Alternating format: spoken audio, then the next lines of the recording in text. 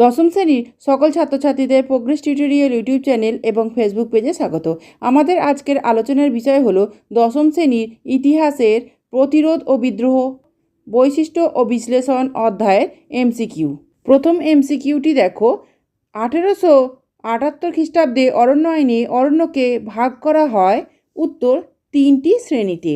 পরে এমসিকিউটি দেখো, ভারতবর্ষে বন বিভাগ প্রথম প্রতিষ্ঠিত হয় উত্তর 1864 খ্রিস্টাব্দে।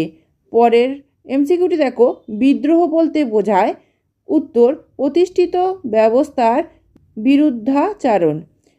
পরের এমসিকিউটি দেখো, প্রথম পর্বে চুয়ার বিদ্রোহ হয়েছিল উত্তর 1767 থেকে 1776 খ্রিস্টাব্দে। পরের এমসিকিউটি দেখো, দ্বিতীয় চুয়ার বিদ্রোহ হয়েছিল উত্তর 1798 থেকে 99 খ্রিস্টাব্দে। পরের এমসিকিউটি দেখো, দ্বিতীয় চুয়ার বিদ্রোহে নেতৃত্ব দিয়েছিলেন উত্তর দুর্জন সিংহ।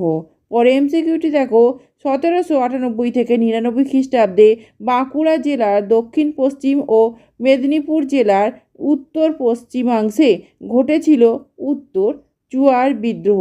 পরের এমসিকিউটি দেখো, গোবর্ধন দিকপতি কোন বিদ্রোহে নেতৃত্ব দেন উত্তর চুয়ার বিদ্রোহে।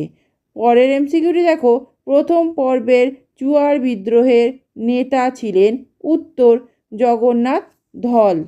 পরের এমসিকিউটি দেখো, মেদিনীপুরের চুয়ার বিদ্রোহের দ্বিতীয় পর্বের সূচনা হয় উত্তর 1798 খ্রিস্টাব্দে।